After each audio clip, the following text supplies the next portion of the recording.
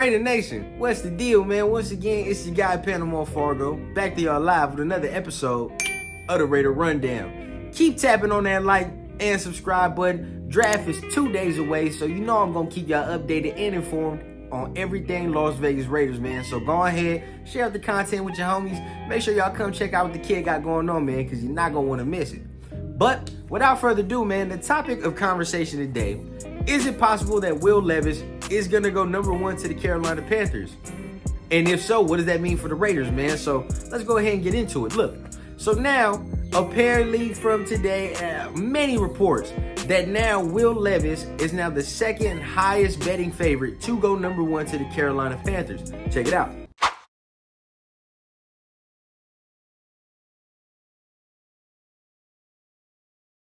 So you see there, man, now a lot of smoke surrounding Will Levis over this past week, man. It's crazy. So just a couple days prior, we were talking about him going to the Houston Texans number 2 overall, because now there was a lot of rumblings that Houston liked him and that's who they wanted to select. But now, as days go on, now his odds are shooting all the way up, okay? And now we're looking at him being almost the second highest behind Bryce Young to be selected by the Carolina Panthers. What does that mean for the Raiders, right? Now, we've been talking about this all off season.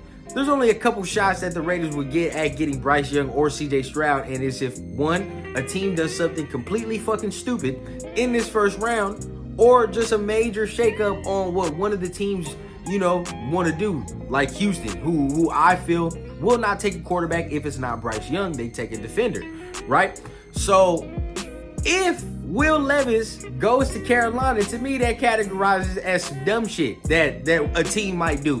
And if that's the case, right, then at number 2, I feel the Houston Texans would take Bryce Young, fill in their laps. Then comes into question the number 3 spot and what the Raiders would do if CJ Stroud is on the board. Okay, do you trade up with the Arizona Cardinals to select CJ Stroud? I'd be all for it. I would love if they do that. But what is the asking price? Okay, now we saw what the 49ers gave up in order to acquire that number 3 overall pick the year they selected Trey Lance, right? I'm not giving that shit up.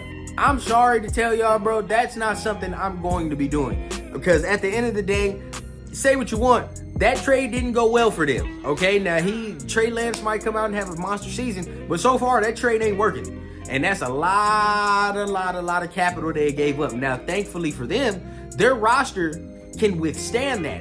Our roster can't. This is a very pivotal draft for this team. So at the end of the day, bro, we have to sit there and make sure that if we're giving up capital to select this guy, we're not selling the whole entire farm.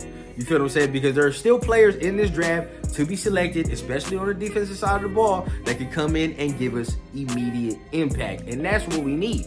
But say, right, let's just go through scenarios. Say that CJ Stroud is on the board, but the Arizona Cardinals asking price is just too high, right?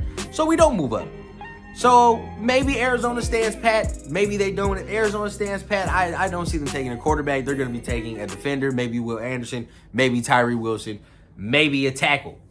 If they take a defensive player or somebody other than a quarterback, boom, I expect fully that CJ Stroud would go to the Indianapolis Colts. That's what I fully expect, right? So now we're looking for, CJ Stroud to the Colts. Now you have 5 and 6 with Detroit and Seattle, right? I fully expect Jalen Carter to be a Seattle Seahawk once the draft gets rolling. I expect Jalen Carter to go there. It's just a fit to me. It just feels like that's what's going to go down. Now, here comes the shit in question. Detroit has Devin Witherspoon's name written all over. Okay, to me, I feel like that's where he's going to be going. That's the prospect that just makes the most sense fit-wise, for them. Maybe Jalen Carter if they pass, but, boom, I feel like that's where they're going. Maybe, but, I might be wrong, and they take Tyree Wilson. Seattle takes Tyree Wilson. But either way it goes, man, I feel like a corner is going off the board when Detroit picks. It's either going to be Christian Gonzalez or Devin Witherspoon, and I think it'll be Devin Witherspoon. So, now, here we are sitting, okay? at 7. Depending on if Seattle took Tyree Wilson or Jalen Carter, either one of them is there at 7. Depending on if Detroit took Christian Gonzalez or Devin Witherspoon, either one of them is sitting there at 7. Of course, we heard the reports about Peter Skoronski and Paris Johnson. They'll be there, of course.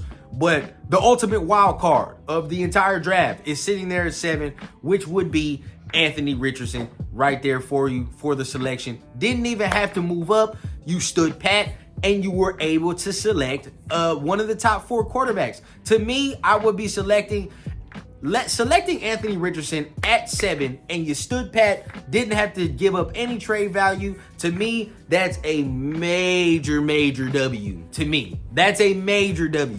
Didn't have to give up any draft capital. You got a guy you believe in, and it's somebody you don't have to put the weight of the world on their entire shoulders year 1. You feel what I'm saying? And then from there, for the rest of the draft, we can get rocking and rolling with all the defensive picks we want to do because, we got our quarterback now. So I feel like, if Levis goes number 1, a lot of scenarios how it goes very well for the Raiders, okay? If the shakeup was to happen in their top 3 round, you feel what I'm saying? The Raiders are going to be in a very advantageous position to select the prospect of their choosing, man. To me, I'm just hoping that it's not a goddamn offensive lineman, okay? Do not fucking come out here and select Peter Skoronski or Paris Johnson with that number 7 overall pick, or we're going to have a fucking problem. Like, bro, I'm going to have a fucking problem with this regime if that's the fucking case. But I think they're smarter than that. I think there's a real plan going on, and I think we're going to be very happy once Thursday is over going into Friday, man. Once again, make sure y'all like, comment, and subscribe to the content, man. I got more shit coming for y'all as the draft approaches. I'm going to be right here, front and center with y'all while the draft is going on. So make sure y'all stay tapped in for that, man. And remember, I always keep it authentic from the clouds to the ground on the Raider Rundown.